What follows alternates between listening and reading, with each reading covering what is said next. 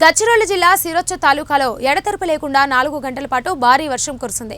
ఆ కుండపోత వర్షం కారణంగా మండలంలోని నేతాజీ సుభాష్ చంద్రబోస్ ఆవాసీయ విద్యాలయ బాలుర వసతి గృహంలో పూర్తిగా జలమయమైంది.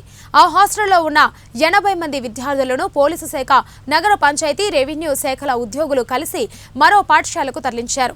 భారీ వర్షానికి పట్టణంలోని కొన్ని చోట్ల పెద్ద వృక్షం నేలకొరగడంతో గ్రామంలోని కరెంటు వైర్లు తెగిపోవడంతో ఈ విషయాన్ని తెలుసుకున్న కరెంటు డిపార్ట్మెంట్ సిబ్బంది మరమ్మతు పనులను మొదలుపెట్టి మళ్లీ గ్రామంలో విద్యుత్ అంతరాయం లేకుండా పనులను పూర్తి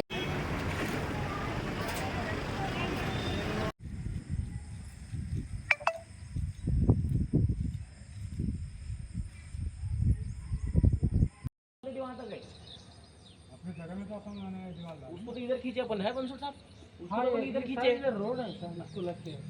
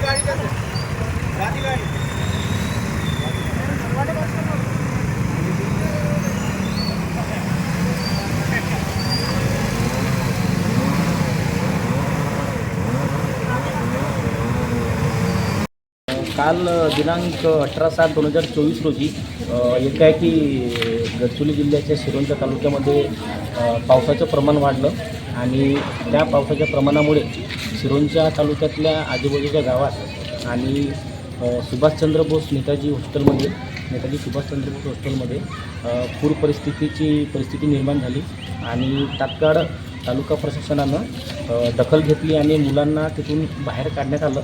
पण त्यानंतरची जी परिस्थिती इथं विस्कळीत झाली, तर त्या विस्कळीत परिस्थितीची पाहणी करण्यासाठी आम्ही जेव्हा इथं आलो तर तेव्हा खूप भयानक परिस्थिती आढळली.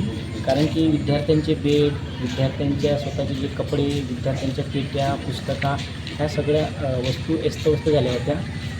आम्ही सर्वप्रथम मनुष्यहानीचा विचार केला आणि पोरांना इथून बाहेर काढण्याचा प्रयत्न केला. रात्री 3 वाजतापर्यंत DO साहेब आणि सगळं प्रशासन इथं होतं आणि त्या माध्यमातून पोरांना सूत्रमान बाहेर काढलं. त्यानंतरची जी परिस्थिती आहे त्या बाबतीत आम्ही आता समोरचं विचार करून त्या बाबतीत घेणार आहोत.